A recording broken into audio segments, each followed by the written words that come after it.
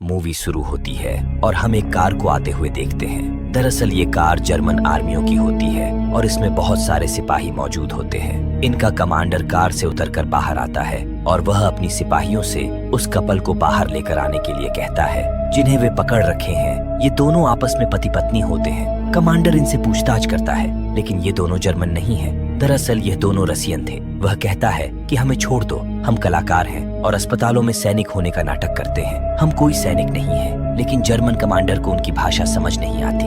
वह अपने एक सैनिक को बोलता है कि इन्हें उनकी भाषा में बताओ, ये दोनों आपस में इंटीमेट हो, हमें देखना है। लेकिन उसका सैनिक उनसे बोल देता है कि तुम लोग हमें अपना नाटक दिखाओ। वह आदमी नाटक करने लगता है। तभी कमांडर को गुस्सा आ जाता है। दरअसल उसे तो कुछ और ही देखना था और वह उन्हें गोली मारने का आदेश दे देता है। ये उन्हें मारने ही वाले थे। तभी अचानक एक गोली उस कमांडर को लगती है और फिर एक एक करके सारे सैनिक मारे जाते हैं। इससे दोनों कपल बहुत खुश होते हैं और दोनों भगवान का शुक्रिया अदा करते हैं। तभी उनको वह आदमी आता हुआ दिखाई देता है जिसने उन्हें मारा था।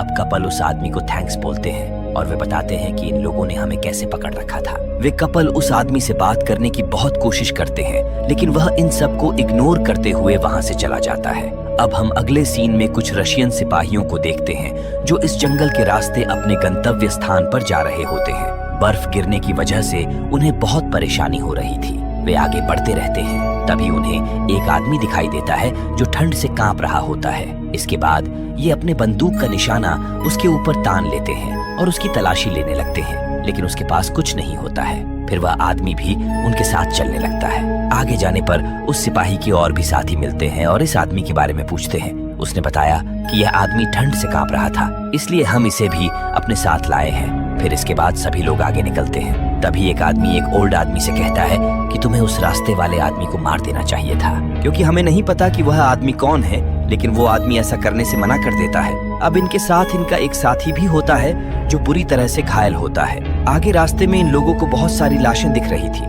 अब ये लोग चलते चलते थक जाते हैं। तब एक जगह रुकने का फैसला करते हैं। इसके बाद ये सभी आग जला लेते हैं और वह घायल आदमी एक सिगरेट मांगता है और कहता है कि मैं कब तक ठीक हो जाऊंगा। अब उनमें से एक ओल्ड आदमी कहता है कि पता नहीं, लेकिन हम कल शाम तक अपने एक दोस्त के पास पहुंच जाएंगे। फिर ये लोग किसी बात पर बहस करने लगते हैं तो वह घायल आदमी सबको शांत कराकर कहानी सुनाने लगता है, लेकिन कहानी खत्म होने से पहले वह मर जाता है। ये लोग उसकी मौत से बहुत दुखी होते हैं। खासकर उनके साथ जो प्रेग्नेंट लेडी थी, उसका नाम वीरा था, वह बहुत ज्यादा दुखी होती है। ओल्ड आदमी सबको समझाता है और आगे जाने को बोलता है। फिर हमें उस जगह का सीन दिखाया जाता है जिसको हमने मूवी की शुरुआत में देखा था, जहाँ पर रेड घोस्ट ने जर्मन सैनिकों को मारा था। यहाँ पर जर्मन सेना आ चुकी थी। सेना का मेजर सबसे कहता है कि कौन है यह रेड घोस्ट और आप लोग एक अकेले इंसान को कैसे नहीं मार पाए। इसके बाद मेजर उन सैनिकों से उसे पकड़ने के लिए बोलते हैं। इसके बाद हम रसियन सैनिक को आराम करते हुए देखते हैं। तभी वो आदमी जिसको रास्ते से उठाया था, वह एक सैनिक की गन चुरा लेता है और उसके बदले में वह सिगरेट मांगता है। तब वह रसियन सैनिक उसे सिगरेट दे देता है और कहता है कि दोबारा ऐसी गलती मत करना, नहीं तो तुम्हें गोली मार दूंगा।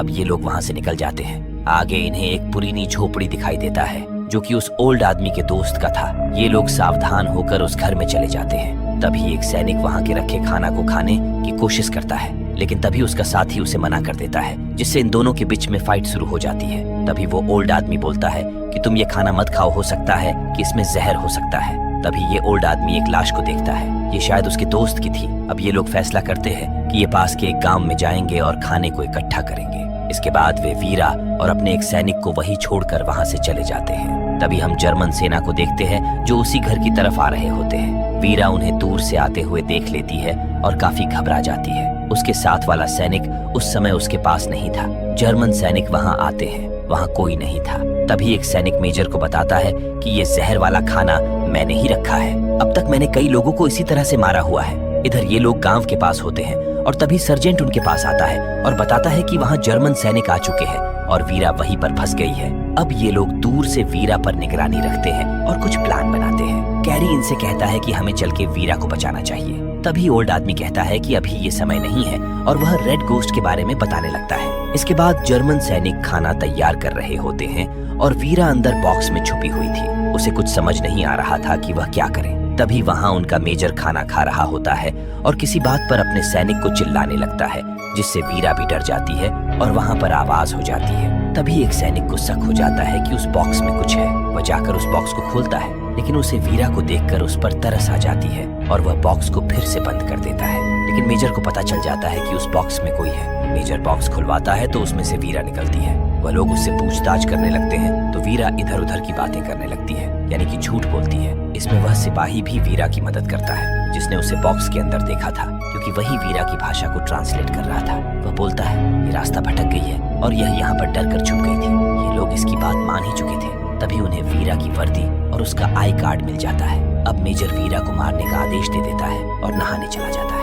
इधर यह लोग अभी भी मौके पर इंतजार कर रहे थे कि कब जर्मन सैनिकों का ध्यान भटके और हम उन पर अटैक करके वीरा को बचा लें। फिर ये लोग वीरा को बाहर लाते हैं। वीरा को देखकर ऐसा लग रहा था कि उसे उन लोगों ने बुरी तरह से पीटा है। अब वो उसे गोली मारने वाले थे। तभी वीरा कहती है कि वह प्रेग्नेंट है, तुम्हें पाप लगेगा। तभी रसियन सैनिक मौका पाकर उन पर अटैक कर देते हैं और एक एक करके सारे सिपाही मारे जाते हैं। गाने की वजह से उन्हें पता नहीं चल रहा था कि उनके सिपाही मारे जा रहे हैं। फिर जर्मन सिपाही जो वीरा को बचाना चाहता था वो वीरा के बचाव में कुछ बोलता है तो उसका सीनियर बोलता है कि अब तुम ही इसे गोली मारोगे। अब वह सिपाही मजबूर हो गया था, वो वीरा को मारने वाला होता है। तभी उस पर एक गोली आकर लग जाती है और वह मर जाता है। अब सभी जर्मन सैनिक अपनी अपनी पोजीशन लेने लगते हैं क्योंकि उन्हें पता चल चुका था कि रेड घोस्ट आ चुका है।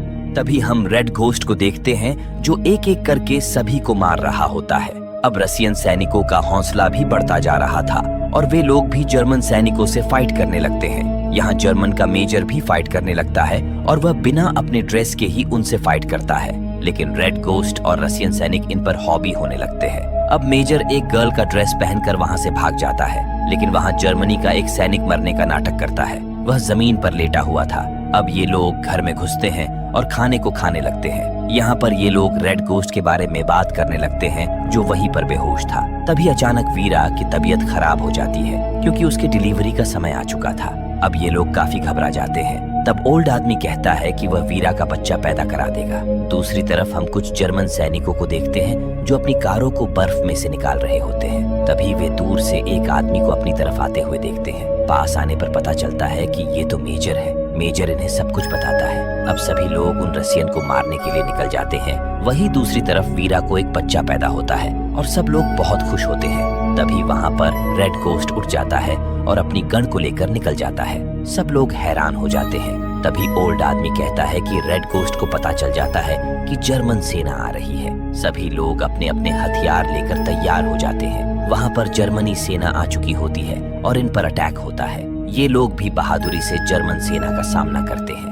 यह देखकर मेजर को गुस्सा आ जाता है और वह अपनी बेइज्जती का बदला लेने के लिए कुछ सैनिकों की मांग करता है। इधर जोरों से युद्ध चल रहा होता है। रेड घोस्ट का निशाना काफी तेज होता है।